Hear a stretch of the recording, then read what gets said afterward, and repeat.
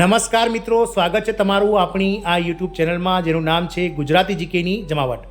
મિત્રો, આપ સૌ જાણો છો તે પ્રમાણે ગુજરાત રાજ્યની 53,000 કરતાં વધારે જે આંગણવાડી કેન્દ્રોનું જે સંચાલન કરી રહ્યા છે તેવા મિત્રો 1,10,000 કરતાં વધારે કર્મનિષ્ઠ આંગણવાડી કાર્યકર તેડાગર બહેનો બજેટ 2024માં કેન્દ્રીય નાણામંત્રી શ્રીમતી નિર્મલા સીતારમણ સમક્ષ પગાર વધારો તેમજ વિવિધ જે 20 જેટલી પડતર માંગણીઓ છે તેને લઈ અને મિત્રો મીટ માંડીને બેઠા હતા, પરંતુ સરકારે આ વખતે પણ આ જે કર્મચારીઓ છે તેમને મિત્રો નિરાશ કર્યા છે અને કોઈપણ જાતની જે છે તે સરકાર દ્વારા જાહેરાત કરવામાં નથી આવી. આ તમામ અટકળો વચ્ચે મિત્રો ગુજરાત રાજ્ય સરકાર દ્વારા એક નવતર અભિગમ જે છે તે આંગણવાડી જે છે તે કર્મચારીઓ માટે અપનાવવામાં આવે છે. તો જાણીએ વિડીયોમાં વિગતવાર કે રાજ્ય સરકાર દ્વારા આંગણવાડીઓમાં કામ કરતા કર્મચારીઓની વિવિધ જે રજૂઆતો છે તેના નિવારણ માટે ICDS દ્વારા જે છે તે મિત્રો કઈ નવી સિસ્ટમ અને શું નવા લાભો જે છે તે વિકસાવવામાં આવે છે તેને લઈ અને આજના વિડીયોમાં વિગતવાર ચર્ચા કરીએ. તો વિડીયોના અંત સુધી આપ બના રહો અને જો ચેનલમાં તમે નવા હોય તો અમારી ચેનલને તમે સબસ્ક્રાઇબ કરો, બાજુમાં રહેલું બેલ આઇકોન દબાવીને ઓલ નોટિફિકેશન ઓન કરો, જેથી કરીને ચેનલ પર મૂકવામાં આવતા વિવિધ ભરતીઓના નોટિફિકેશન, વિવિધ ભરતીઓના પરિણામ, જીકેના વિડીયોઝ, સરકારી કર્મચારી પેન્શનર્સ યોજનાઓને લગતા પરિપત્રો તમને સરળતાથી ચેનલના માધ્યમથી ઉપલબ્ધ થઈ જાય. તો ગુજરાત રાજ્ય સરકારનો નવતર અભિગમ છે. રાજ્યની આંગણવાડીઓની રજૂઆતોના નિવારણ માટે ICDS દ્વારા બેનિફિશિયરી મેનેજમેન્ટ સિસ્ટમ એટલે કે BMS મોબાઈલ એપ કાર્યરત કરવામાં આવી છે. ગુજરાત રાજ્યની આંગણવાડીના બાળકો તથા માતાઓને મળતા તમામ લાભ સુવિધાઓ ઝડપથી મળી રહે તે માટે રાજ્ય સરકાર દ્વારા સઘન પ્રયાસો હાથ ધરવામાં આવી રહ્યા છે. મુખ્યમંત્રી શ્રી ભૂપેન્દ્રભાઈ પટેલના દ્રષ્ટિવંત નેતૃત્વ તેમજ મહિલા અને બાળ વિકાસ કલ્યાણ મંત્રી શ્રીમતી ભાનુબેન બાબરિયાના માર્ગદર્શન હેઠળ આંગણવાડીઓના પ્રશ્નો અને ફરિયાદના ઝડપી ઉકેલ માટે મોબાઈલ એપનું લોન્ચિંગ કરવામાં આવ્યું હતું. તાજેતરમાં ગાંધીનગરના જાખોરા ગામ ખાતેથી આ એપનો રાજ્યવ્યાપી પ્રારંભ કરવામાં આવ્યો હતો.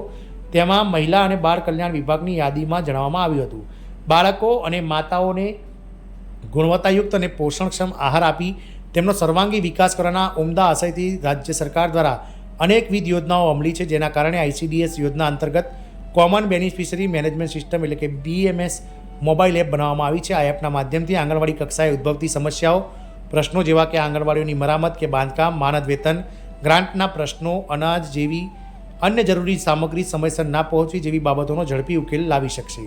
આ એપમાં take home ration, hot cook meal, પૂર્વ પ્રાથમિક શિક્ષણ તેમજ અન્ય પૂરક પોષણને લગતી યોજનાઓ માટે લાભાર્થીઓના રજિસ્ટ્રેશન, ઓથેન્ટિકેશન તેમજ વિવિધ સેવાકીય લાભોના વિતરણ તેમજ લાસ્ટ માઇલ ટ્રેકિંગ કરવાની સુવિધા પણ વિકસાવવામાં આવી છે. BMS એપ્લિકેશનમાં ICDSની તમામ યોજનાઓનો લાભ મેળવતા આંગણવાડી કાર્યકર દ્વારા ફક્ત એક જ વખત લાભાર્થીઓનું રજિસ્ટ્રેશન કરવાનું રહેશે, જેથી વારંવાર રજિસ્ટ્રેશન કરવાનું રહેશે નહીં.